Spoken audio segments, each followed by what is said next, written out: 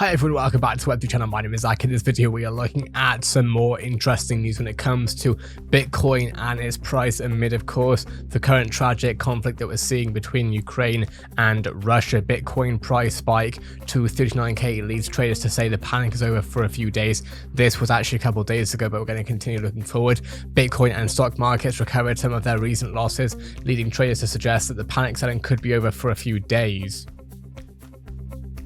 Global financial markets and crypto markets were pummeled over the past 24 hours as the invasion of Ukraine by Russian forces sent investors scrambling, and sell-offs took place across most asset classes, which we have of course seen over the board. Data from CTMP and TradingView shows the price of Bitcoin hit a low of 34k USD in the early trading hours on February 24, shortly after the Ukraine insursion began, and has since climbed its way back to 38.5k after an expected short squeeze may have wrapped bearish investors on the knuckles. Here's a look at what several analysts are saying about Bitcoin price.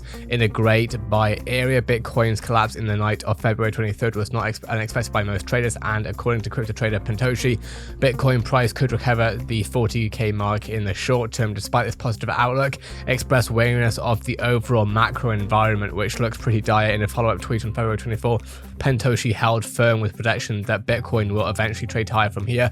Bitcoin in the new blue value zone, not exactly the path I'd hope to get here. I think in time this will have been a great buy area. A mild correction though was seen in May 2021. A more in-depth assessment of the current situation was offered by David Lipschitz, managing director and chief investor officer at Exo Alpha, who noted that Bitcoin and other crypto have been moving up and down in tandem with the Russian-Ukraine news. So the plunge in crypto and other assets was expected following the first, even if surgical strikes in Ukraine. One positive for the crypto market was that there was less leverage at play than during the drawdown in May 2021, which has resulted in less liquidation of over-levered players and hence a milder correction versus what was seen in May. Pointed out to the fact that Bitcoin's recent low at 34k USD was near the low of the range it has been stuck in for weeks now, and suggested that the direction of Bitcoin and other cryptos will be driven by what happens in the next couple of days with the Ukraine-Russia situation. Aside from the short-term impact of this conflict, Lipschitz stated that the elephant in the room is the central bank's rate hikes that won't be as tough as they should be to tame inflation, but will be enough to put more pressure on the economy and the stock market.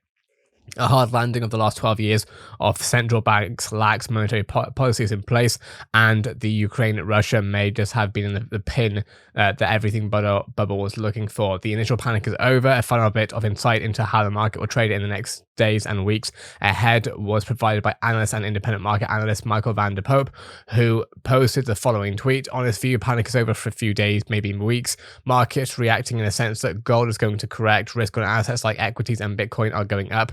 Potentially runs of 20 to 45% on altcoins to happen. An analysis of what comes next for Bitcoin from Angelo Doge, saying low chance Bitcoin holds 33k USD on a second visit. Sometimes things need to get worse before they can get better. Upon support failure, 25k Bitcoin comes next. Hope for the best, prepare for the worst, and stay off the leverage. The overall cryptocurrency market cap now stands at 1.649 trillion, with Bitcoin's dominance at 41.9%. And then having a look at what has been more recently in the past 8 hours, Bitcoin traders saying that 34k USD was the bottom, but data says it's too early to sell.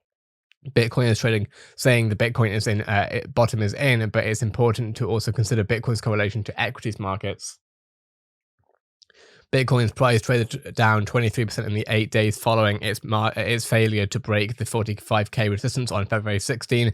The 34k bottom on February 24 happened right after the Russia-Ukraine conflict escalated, triggering a sharp sell-off in risk assets, while Bitcoin reached to its lowest level in 30 days. Asian stocks were also adjusting to the worsening conditions, a fact evidenced by Hong Kong's Hang Seng index dropping 3.5%, and the Nikkei also reaching a 15-month low. The first question one needs to answer is whether crypto are overreacting compared to other risk assets. Sure enough, Bitcoin's volatility is much higher than traditional markets, running at 62% per year. As a comparison, the US small and mid-cap stock market index Russell 2000 holds a 30% annualized volatility. Meanwhile, as measured by the MSCI MSCI China Index Chinese equity stand at 32%. There's a high correlation between Bitcoin, the Hang Seng stock market, and the US Russell 2000 index. A possible explanation in the US FR's tightening objectives by reducing bond buybacks and threatening to increase the interest rates. The monetary authority has caused a flight to safety movement. Despite the non-existent returns adjusted by the 7.5% inflation, investors often seeking protection on cash, US dollar position, and treasury ills. This is especially true during periods of extreme uncertainty. With Bitcoin's futures, traders are moderately bearish. To understand how professional traders are positioned, one should monitor Bitcoin derivatives. The Bitcoin futures annualized premium should run between 5 to 12% to compensate traders for locking in the money for 2 to 3 months until the contract expiry. Levels below 5% are extremely bearish, while an annualized premium above 12% indicates bullishness. As shown above, the future premium dropped below 5% on February 9th, displaying a lack of confidence from professional traders. Although the current 2.5% represents the lowest level since July 20, this date marks a reversal from a 75-day price correction. In fact, a 71% rally followed that event, confirming the thesis that the future premium is a backwards-looking indicator. Notice how Bitcoin's correlation versus the Russell 2000 index was relatively high on July 20. However, the situation quickly reversed as Bitcoin initiated its rally independent from traditional markets.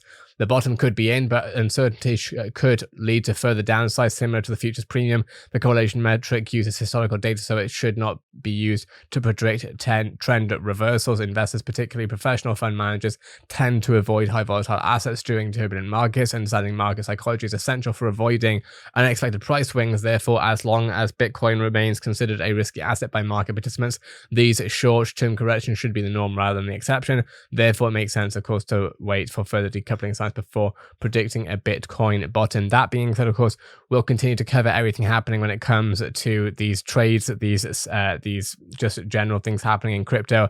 It's crazy to see what's happening at the moment with Russia and Ukraine. And of course, we are standing with and praying for the people of Ukraine and everyone just in general in the world. But with that being said, this is the Weather Channel covering everything happening from crypto, NFT, and metaverse news. For anything on that list, subscribe. Have a great day. I'll see you in the next Web3 video.